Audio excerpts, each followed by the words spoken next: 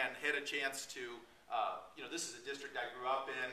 These people were my soccer and baseball and basketball coaches. Really just had a real community that I was able to run in, and was really excited, probably really naive at that point, and I started knocking on doors, and my goal was to knock on 75 doors a day in that election until we got to the finish line. And I thought, well, at that point we could knock on about 15,000 doors.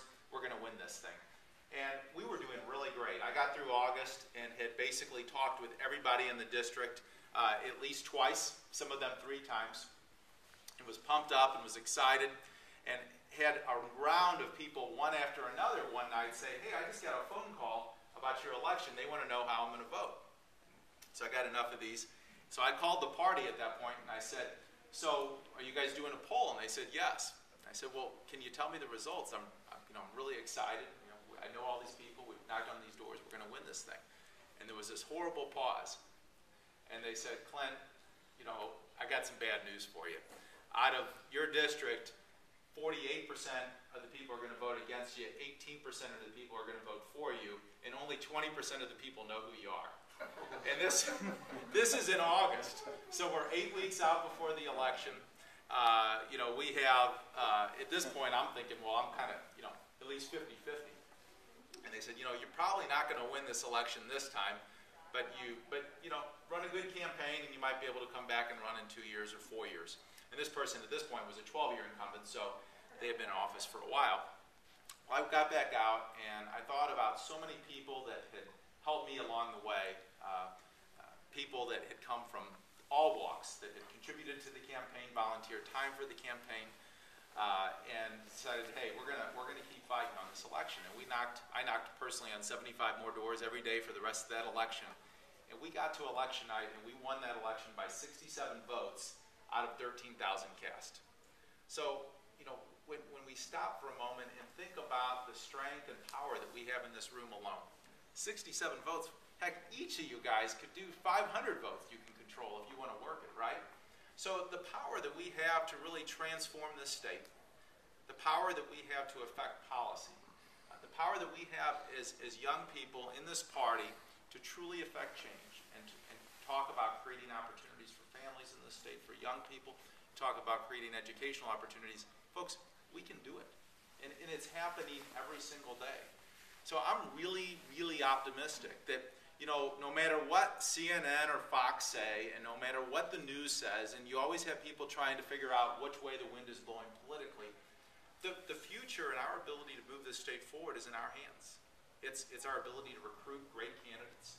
It's our ability to recruit quality people who have energy and passion for what they do and want to achieve excellence in doing it, whether they're running for office or whether they're supporting candidates that are running for office.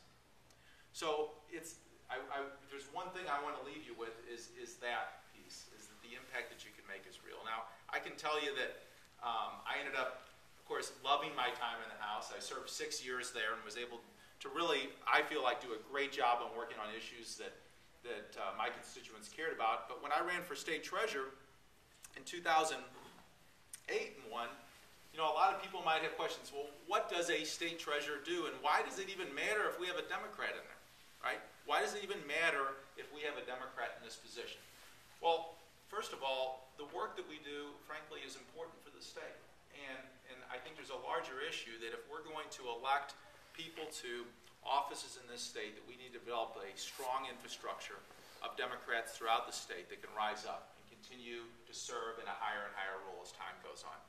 And we're doing good things in this office every single day. This is an office where I manage $3.5 billion worth of investment portfolio. So we manage the state's money, first of all, first and foremost. We also manage the state's unclaimed property fund, which is a $600 million fund that is really dedicated toward making sure we get that property back to owners, property that's come to us because accounts have lied dormant. We also manage the state's banking system. I serve as a trustee on the pension fund for the state. Also, I serve as chair of the Housing Commission for the state of Missouri, and I also administrate the college savings plan. So that's just a small sample of the work that we're doing as state treasurer.